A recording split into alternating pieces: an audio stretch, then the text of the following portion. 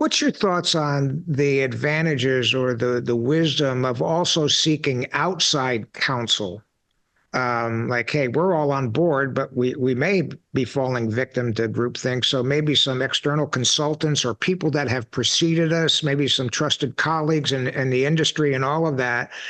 And I don't know if you've ever heard of, well, I think you probably heard of Bill Joy, who was the CEO of Sun Microsystems. He made a statement one time that's now referred to as Joy's Law, and he used to say it to his leadership team repeatedly. He said, we're all very smart, and this is the quote, and it's a verbatim quote. We must remember that most of the smartest people work somewhere else.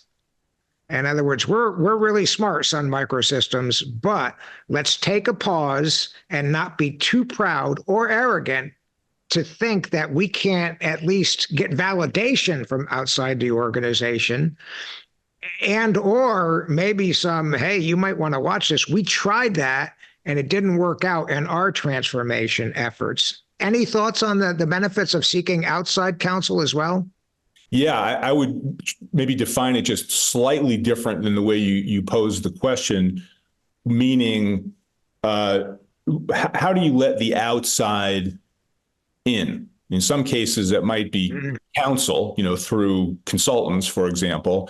In other cases, it might be having, an internal capability in your organization that's focused on external competitive analysis and understanding what's happening in the competitive environment, the economic environment around you, much of which you don't control, but which is actually going to influence your organization or your team's success rather substantially.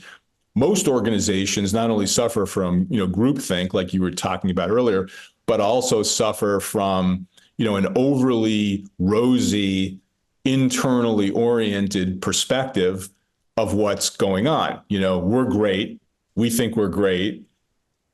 One of the main reasons we believe we're great is because we have no idea, unlike Bill Joy, we have no idea who's outside, who our competitors are, how good they are, how smart they are. And we choose not to pay any attention to that just because we think we're great. Well, guess what?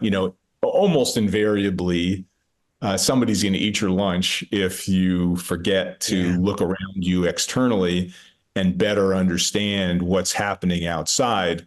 Turns out most leaders, most organizational cultures tend to be much better at being internally focused than being externally focused.